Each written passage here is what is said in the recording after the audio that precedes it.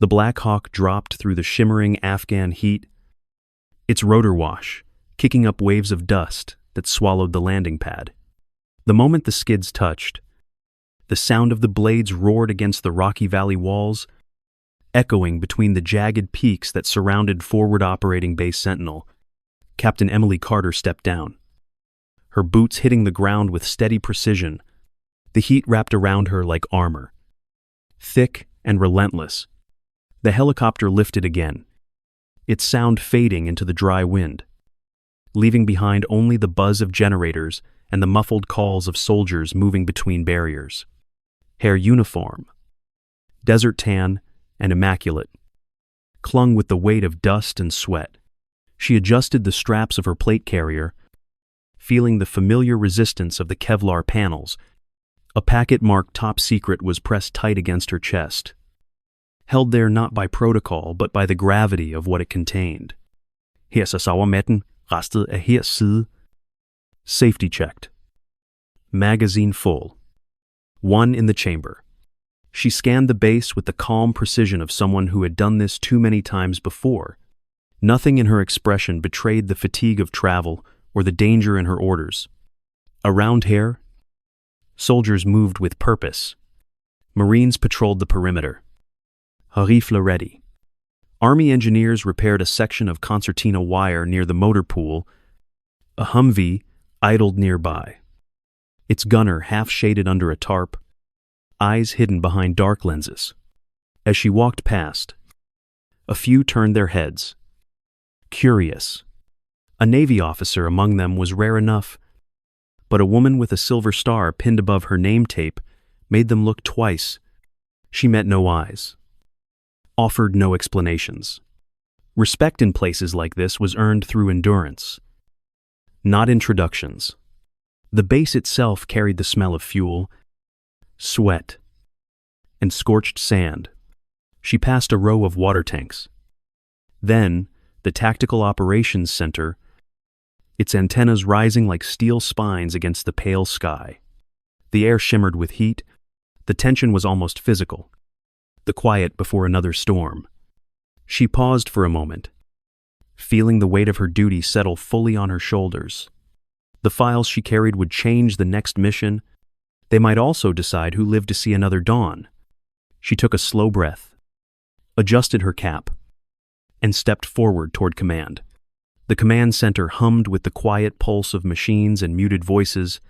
Maps glowed across digital screens, marking coordinates that meant life or death for men in the field. Colonel Grace Tannard stood near the central table, her posture rigid, eyes moving between her officers. Captain Emily Carter entered without hesitation, her boots steady on the concrete floor, her folder tucked beneath her arm. She had been summoned to debrief, but the energy in the room carried something sharper, heavier, like static before a storm. Lieutenant Commander Jack Cooper stood beside the operations map, his uniform still streaked with dust from the night before. He had the presence of someone used to command, tall and confident, every movement measured but edged with tension. His team had just returned from a failed raid, and his anger was simmering beneath the surface. When he turned toward Carter, his voice cut through the air. With all due respect, Captain, your intel cost us a man last night. My team walked into an empty compound because your coordinates were off by 2 clicks. The analysts at the back of the room stopped typing. Even the air conditioner's low hum seemed to fade. Carter remained still, eyes locked on Cooper. Her tone was calm, professional, almost clinical. The coordinates were accurate at the time of transmission. Commander, the target moved because someone warned him. That suggests a leak, not bad data. The words landed like a challenge wrapped in restraint. Cooper took a step closer, jaw tight. You're saying one of my men tipped off the enemy? He leaned over the table, his hands gripping the edge hard enough for his knuckles to pale. Carter didn't flinch. I'm saying patterns don't change without reason. You might want to check who had access to your mission roster. Her voice carried no accusation, just quiet certainty. Colonel Tannard's gaze moved between them, her silence commanding more authority than any raised voice could. "Enough," she said, cutting the tension just as it reached its breaking point. But the air didn't relax. Cooper's eyes stayed locked on Carter, measuring her. Behind the anger, a sliver of doubt crept in. Carter opened her folder and spread out a single satellite photo. It showed the target compound taken 6 hours before the raid.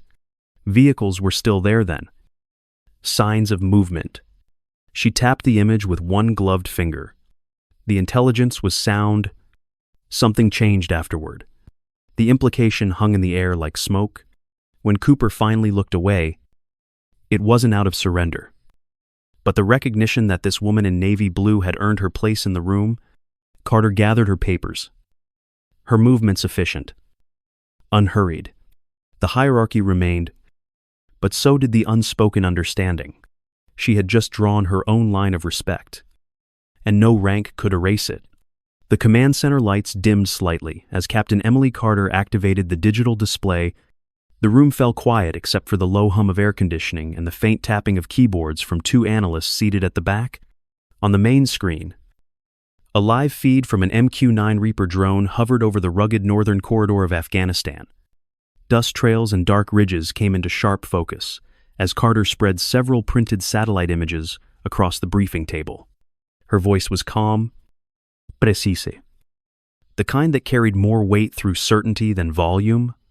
"The Taliban are planning a coordinated ambush here," she said, pointing to a cluster of red markers along a convoy route. Marines leaned forward, their notebooks open. A communications officer paused his typing, his eyes following Carter's laser pointer as it traced a path between the mountain passes. The data showed 3 separate movement patterns converging near a dried riverbed. Carter continued, explaining that the same vehicles had appeared in multiple frames over the past week, each time closer to the coalition route. Her explanation was technical but clear. This was a woman who had briefed before battles, not classrooms. The silence of the room told her the message was sinking in. Colonel Grace Tannard stood near the screen, arms crossed, expression focused. Lieutenant Commander Jack Cooper stood against the wall, still in his tactical gear, his arms folded across his chest. He watched her like someone waiting for a flaw in her logic. Carter shifted the display to another set of images, zooming into a smaller map of the base itself. The drone footage had picked up a secondary pattern, encrypted transmissions, leaving the base within minutes of each classified update. She highlighted timestamps and signal routes, her tone unshaken. Someone inside was leaking data. The words hung in the stale air like smoke from a rifle shot. Tannard moved closer to the table, studying the highlighted lines. She didn't speak, but her silence carried weight. Around them, the hum of electronics filled the pause. Cooper's jaw tightened. He still didn't believe in coincidences, but neither did she. Carter gathered her files, her expression unreadable. The meeting broke apart quietly, boots scraping on the concrete. As Cooper turned to leave, the colonel's gaze followed Carter with a new kind of attention. The facts were starting to speak for themselves, and the story they told was not finished yet. The first explosion hit like a hammer, shaking the concrete walls of the command center and sending dust cascading from the ceiling tiles. Sirens blared, and the power flickered for a heartbeat before the backup generators kicked in. Captain Emily Carter grabbed the edge of the table to steady herself as screens flashed red with perimeter breach alerts. Outside, the distinct rattle of small arms fire began to echo across the base, followed by the deeper thud of mortars striking near the north wall. The radios came alive at once, overlapping voices, shouting for sitreps and casualty counts. Lieutenant Commander Jack Cooper was already moving. He barked orders to his SEAL team, his voice cutting through the noise like a blade. "Bravo team. Establish overwatch on the west side. Delta. Cover the vehicle yard." He turned to Carter without hesitation. "Stay here and lock down the intel. Carter was already checking the magazine on her Sig Sauer M18. Her movements smooth and practiced. Not a chance. Commander, you're down a shooter. And I'm not sitting this one out.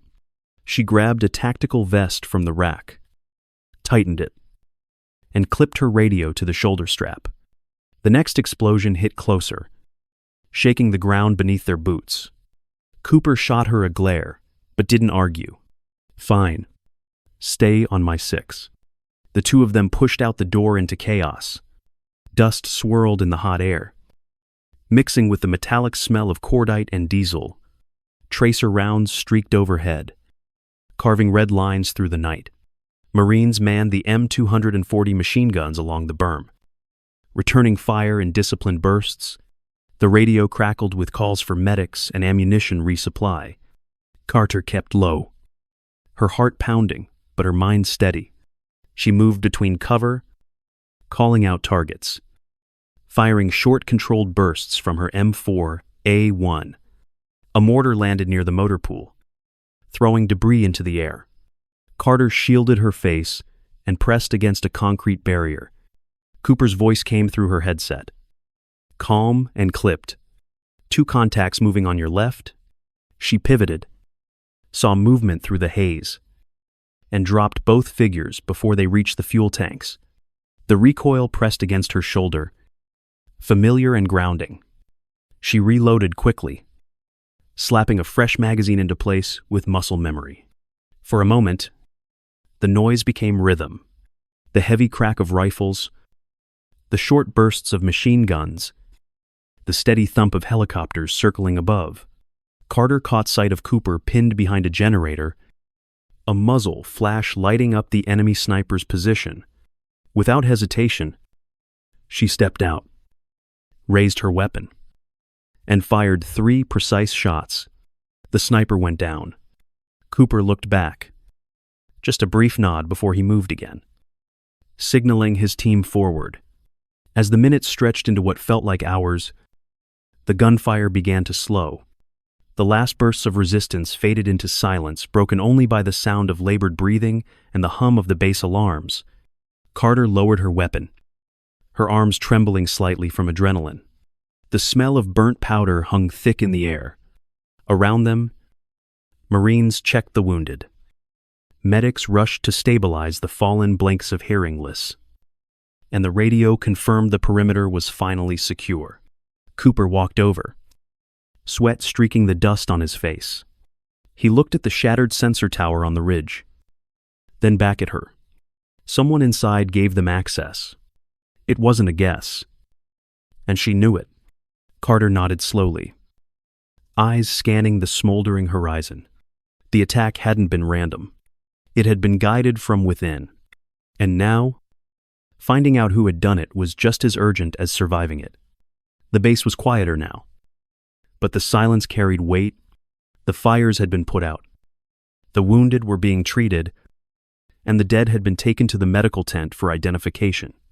Inside the command center, the glow of computer screens reflected off tired faces. Captain Emily Carter sat at a console, her eyes scanning lines of encrypted data that filled the screen. She cross-referenced transmission logs from the past 48 hours, her fingers moving steadily across the keyboard. The pattern was clear. Someone had sent outgoing signals from within the secure network during the attack. She enlarged the timestamps, her mind already assembling the sequence of events like pieces of a puzzle falling into place. Lieutenant Commander Jack Cooper stood behind her, arms folded, watching the lines of code appear and disappear. He wasn't fluent in digital warfare, but he could read the look on her face. She paused on one entry, narrowing her eyes. The origin point traced back to an access terminal in the East Communications Wing. 1. Restricted to Senior Command. She ran the clearance codes again to be sure, her stomach tightening as the identity resolved. Major Alan Davis, the executive officer under Colonel Tannard. Cooper's jaw tightened. He had been in the command room when the first mortar hit. Before Carter could finish verifying the trace, the radio cracked alive with a young voice. Specialist Rivera, reporting from comms array. I've got something strange here. Someone just transmitted a signal from the colonel's wing. The line went dead mid-sentence, replaced by the echo of a single gunshot from somewhere down the hall. Carter and Cooper were moving before they even spoke. They sprinted through the corridors, their footsteps slapping against the floor. The overhead lights flickering as the generators strained under power loss. The smell of smoke still hung in the air. They rounded the corner near the fuel depot and saw Davis running toward a maintenance truck, his uniform smeared with soot. Cooper didn't hesitate. He lunged forward, tackling him to the ground. The two men hit hard, gravel scattering beneath them. Carter closed in, weapon raised, her breathing sharp and controlled. She reached into Davis's vest and pulled out a small satellite phone, the kind used by insurgent networks. The last signal timestamp matched Rivera's report. Davis didn't fight. He just stared at the ground, his face unreadable. Colonel Tannard arrived seconds later, flanked by Marines. Her eyes swept from the phone in Carter's hand to the man kneeling before her. Her voice was quiet but heavy. "You betrayed your own." Davis said nothing. Carter felt the anger rise. But it wasn't the kind that needed words. She looked at the encrypted device again, knowing how many lives it had cost. The attack hadn't been luck. It had been precision guided from inside their own walls. The betrayal cut deeper than any wound on the battlefield. The firefight had ended hours ago, but the echoes of it still clung to the air, like smoke that refused to fade. The sun hung low over the ridges beyond the base, painting everything in muted gold. Forward operating base Sentinel looked battered yet defiant. A patchwork of concrete, steel, and willpower holding its shape after the storm. The motor pool was a graveyard of half-burned vehicles. Bullet holes pocked the walls, and shell casings littered the ground in small, glittering piles. Medics moved between the wounded with quiet urgency, their voices calm but tired. The sharp scent of antiseptic mixed with the lingering smell of gunpowder. Captain Emily Carter stood near the command post, one arm held still against her body, her left shoulder wrapped in a fresh bandage. Her uniform was torn, streaked with dust and blood that wasn't all her own. The reports kept coming in, each one heavier than the last. 17 wounded, 4 critical, 1 confirmed Kia. Specialist Rivera. The name hit harder than the bullet that had grazed her.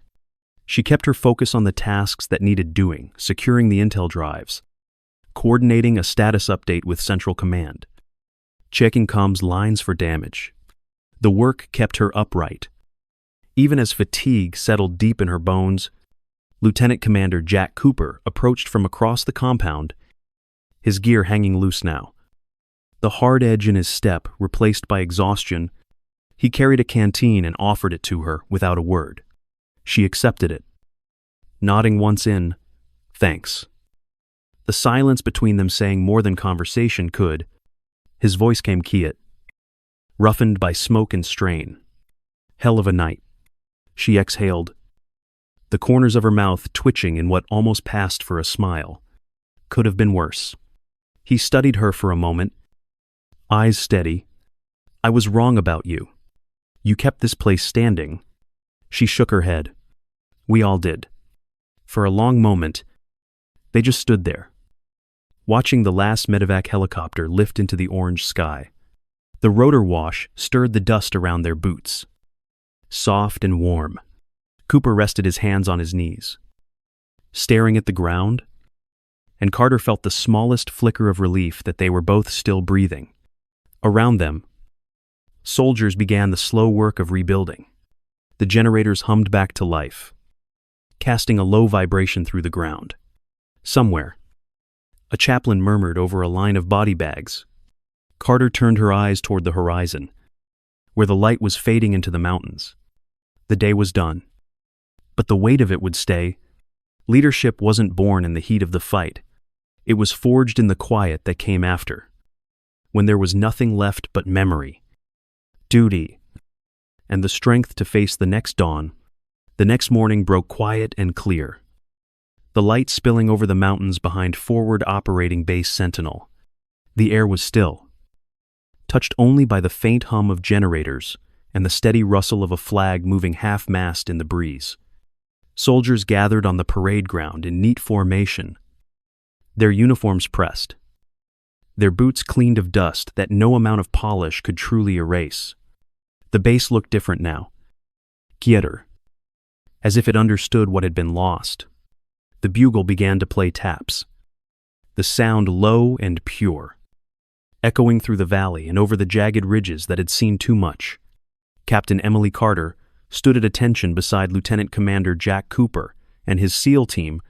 Her left arm was still wrapped in a white bandage beneath her crisp Navy uniform, but her posture was steady, her gaze fixed on the flag rising slowly in the wind. The soldiers around her stood in silence, their faces worn, their eyes shadowed by fatigue and reflection. When Specialist Rivera's name was read aloud, Carter stepped forward, her voice carried across the open ground, calm and measured, the kind of tone that came from respect, not performance. Rivera's courage saved lives. She didn't hesitate when others would have. We carry her strength forward, because that's what she would have done for us. The chaplain bowed his head, and for a moment, no one moved. The stillness was complete, a silence heavy enough to feel. The flag detail folded the stars and stripes with slow, practiced precision, the fabric crisp under their gloved hands. The final note of the bugle faded, leaving only the sound of the wind moving through the base. Cooper shifted slightly, leaning toward Carter. "They'll remember this day," he said quietly. Carter's eyes stayed on the folded flag, now being handed to one of Rivera's comrades. "Not for us," she replied, her voice barely above a whisper. For them, the ceremony ended without applause.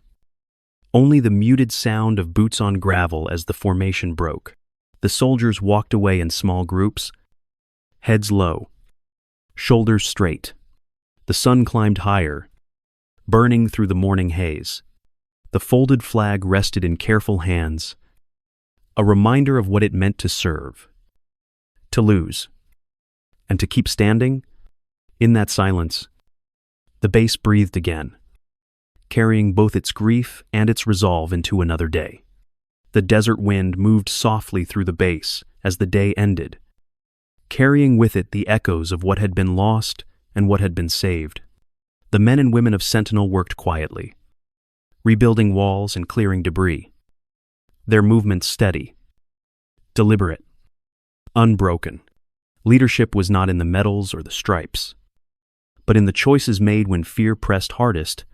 True courage lived in silence, in standing up when there was nothing left but duty.